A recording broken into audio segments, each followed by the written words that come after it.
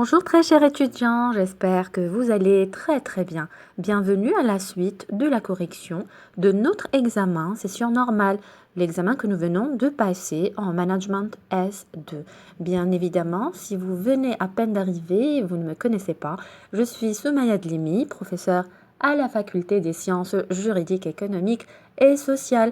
Nous sommes ensemble pour cette vidéo parce qu'elle est la deuxième partie de notre correction. Ça concerne l'ensemble 10, 11 et 12. Donc, nous avons déjà vu 10 questions. Alors, cette vidéo, on démarre avec la 11e. Un agent de maîtrise, qui est-il? Un cadre débutant? Un non-cadre? Un cadre supérieur ou un cadre dirigeant? À votre avis, j'espère que vous avez toujours vos brouillons. Un agent de maîtrise, il désigne qui? C'est un salarié doté de responsabilité, n'est-ce pas? En termes d'encadrement d'une équipe. Il n'est pas cadre, voilà, c'est un non-cadre. Il a de la responsabilité, mais il est moins que celui d'un cadre. On va dire la responsabilité est moins que celle d'un cadre, d'accord? Allez, la deuxième question. Selon Alfred Sloan, la direction générale, elle doit s'occuper de l'exploitation et de la politique générale, doit s'occuper des fonctions opérationnelles et de la politique générale, ne doit pas s'occuper d'exploitation, mais de politique générale, ne doit pas s'occuper de la politique, mais des fonctions opérationnelles. Qu'est-ce que vous avez répondu? Oui, c'est la réponse C. Bravo. On part vers la 13e question. Un gestionnaire non leader n'est pas imposé à l'équipe, ne gagne pas l'adhésion de tous, n'aime pas la stabilité, ne se conforme pas au code établi. Est-ce que vous aviez vu la vidéo que j'avais postée ici sur cette chaîne? Leader versus manager. J'espère que vous allez y revenir pour jeter un coup d'œil. Voilà, il ne gagne pas l'adhésion de tous, et nous le savons très bien, un leader doit créer l'esprit d'appartenance, doit impliquer tout le monde, doit être diplomate, doit avoir un sens relationnel très élevé. Bravo. Allez, on y va vers une 14e question. Une organisation mécanique correspond à quel modèle?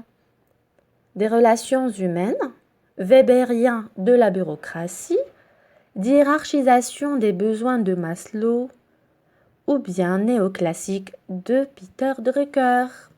Je vous rappelle juste que les caractéristiques de la bureaucratie mécaniste s'imposent par rapport à nous, par rapport aux tâches spécialisées, les tâches opérationnelles routinières.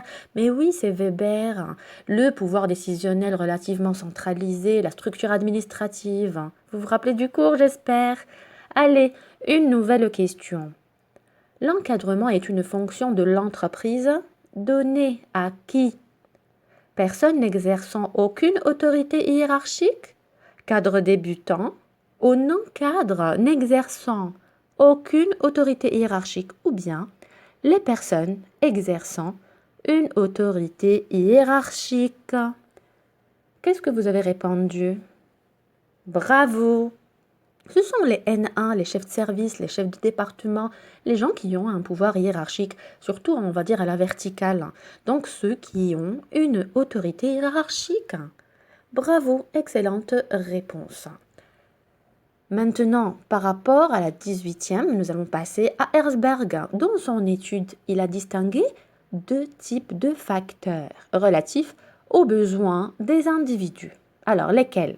Facteur de contingence et facteur d'insatisfaction, facteur d'hygiène et facteur de satisfaction, facteur de contingence et facteur de satisfaction, facteur d'incertitude de l'environnement et facteur de différenciation. Je vous rappelle juste que la théorie des deux facteurs, elle a été développée par Herzberg et elle stipule que la satisfaction au travail et l'insatisfaction au travail agissent de manière indépendante. Mais bien sûr, ce sont les facteurs d'hygiène.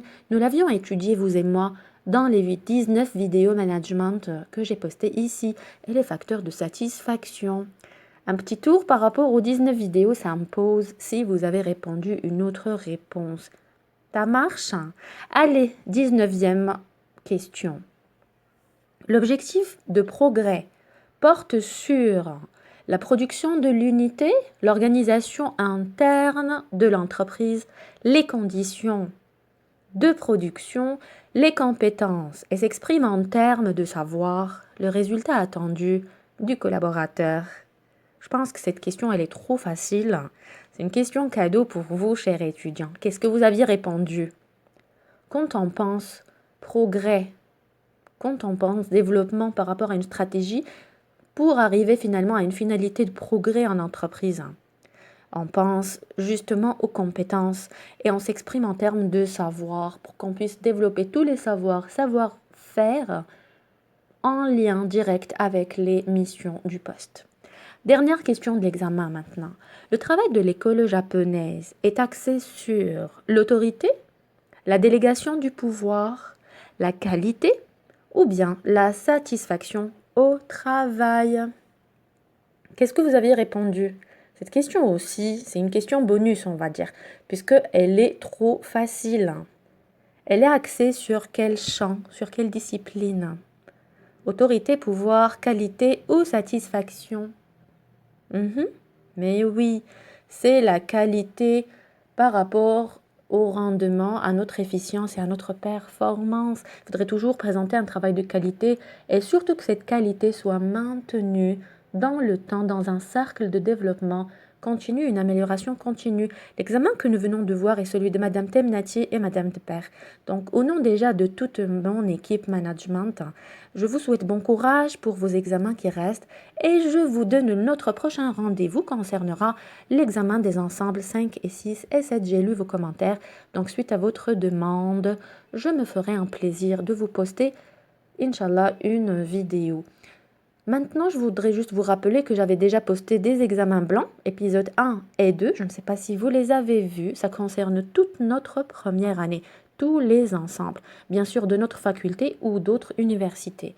J'ai aussi posté 4 corrections des examens de la session normale que nous venons de passer et qui seront bénéfiques pour tous les ensembles, qui seront bénéfiques aussi pour les autres étudiants des autres facultés. On se penche sur l'action, la concentration et l'organisation. Il ne reste plus beaucoup de temps. Il faudrait que vous soyez vraiment opérationnel. Continuez à faire votre effort. S'il vous plaît, continuez à donner, à être performant. Bonne gestion de temps pour que vous puissiez vraiment être fiers de vous après. Donc, je vous souhaite bon courage à toutes.